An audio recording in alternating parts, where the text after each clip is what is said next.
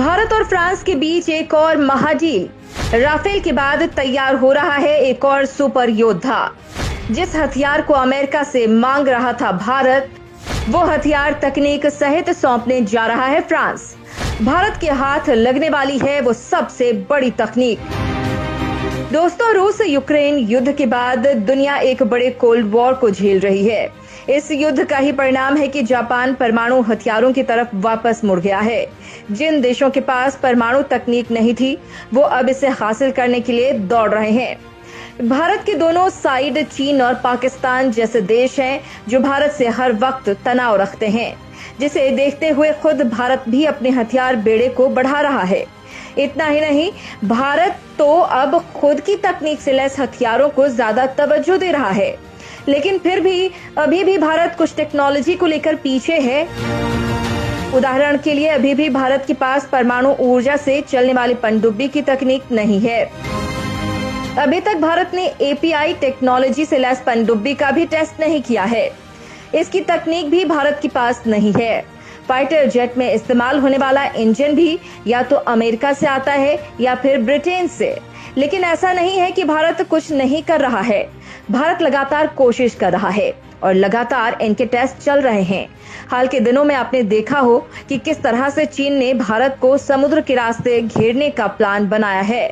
हिंद प्रशांत क्षेत्र में चीन की दादागिरी बढ़ती जा रही है और इसी वजह से अमेरिका ने ब्रिटेन की मदद से ऑस्ट्रेलिया को परमाणु पनडुब्बी बनाकर सौंपने के लिए ऑकस समझौता किया है, जो पूरी तरह से चीन के खिलाफ है। और इसी कड़ी में दोस्तों, भारत ने भी एक बड़ा कमाल कर दिया है। और ऐसा करके भारत ने न केवल चीन बल्कि अमेरिका सरीखे देशों को भी हैरान कर दिया है। भारत अब राफेल के बाद फ्रांस से इसी दिशा में एक और डील करने वाला है और इस डील के अंतर्गत भारत के पास परमाणु ऊर्जा से भी ज्यादा घातक हथियार आने वाला है और इसकी टेस्टिंग होगी फ्रांस में। चलिए आपको पूरा मामला समझाते हैं। भारत और फ्रांस में हो सकती है ऑकस डील। राफेल के बाद एक और तैयार होगा महा हथियार। दोस्तों, हिंद महासागर पर चीन लगातार मजबूत होता जा रहा है। दुनिया भर के समंदर पर चीन कब्जा करने का जो मंसूबा पाल रहा है, उसे फेल करने के लिए हर देश प्रयास कर रहा है। जहां अमेरिका, ऑस्ट्रेलिया और ब्रिटेन का संगठन ऑकस सतर्क हो गया है, तो वहीं अब भारतीय नौसेना भी इस दिशा में सक्रिय है।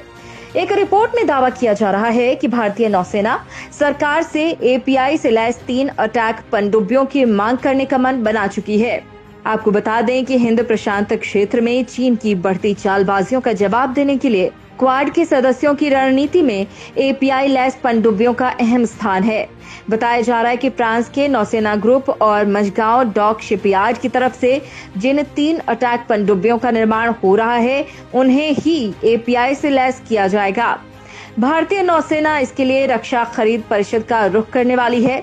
आप सवाल करेंगे कि आखिर ये एपीआई टेक्नोलॉजी होती क्या है और किस तरह से ये परमाणु पनडुब्बी से भी ज्यादा घातक होती है। दरअसल एपीआई यानी एयर इंडिपेंडेंट प्रोपल्शन, ये वो तकनीक होती है जो किसी भी गैर परमाणु पनडुब्बी को वातावरण की ऑक्सीजन के बिना भी ऑपरेट करने की क्षमता से लैस करती है। एपीआई टेक्नोलॉजी को काफी ताकतवर माना जाता है। ये तकनीक साधारण पनडुब्बी को परमाणु पनडुब्बी की तुलना में कहीं ज्यादा शक्तिशाली बना देती है। इस टेक्नोलॉजी से लैस पनडुब्बियां चुपचाप दुश्मन को खत्म करने की ताकत रखती हैं। मंझगांव डॉक यार्ड पहले ही 6 कलाबरी क्लास की पनडुब्बियों का निर्माण कर चुका है। ये सभी पनडुब्बियां फ्रेंच स्कॉर्पियन क्लास की पनडुब्बियां हैं। मार्च 2024 में इसी क्लास की 6ठी पनडुब्बी INS बगशीर को नौसेना में शामिल किया जाएगा। AIP वाली 3 पनडुब्बियों को defence research and development organisation यानी DRDO की तरफ से विकसित किया जाएगा, मगर इनकी टेस्टिंग फ्रांस की तरफ से होगी। इसके बाद इसी API को कलावरी क्लास की पनडुब्बी में फिट किया जाएगा। दोस्तों, ऐसी ही तैयारी ऑकस संगठन के सदस्यों ने कर रखी है।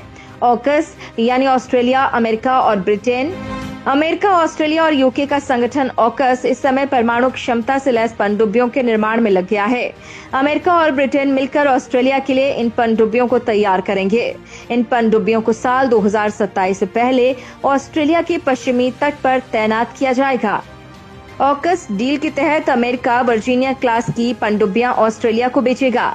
साल 2030 तक इन पनडुब्बियों को ऑस्ट्रेलिया को सौंप दिया जाएगा।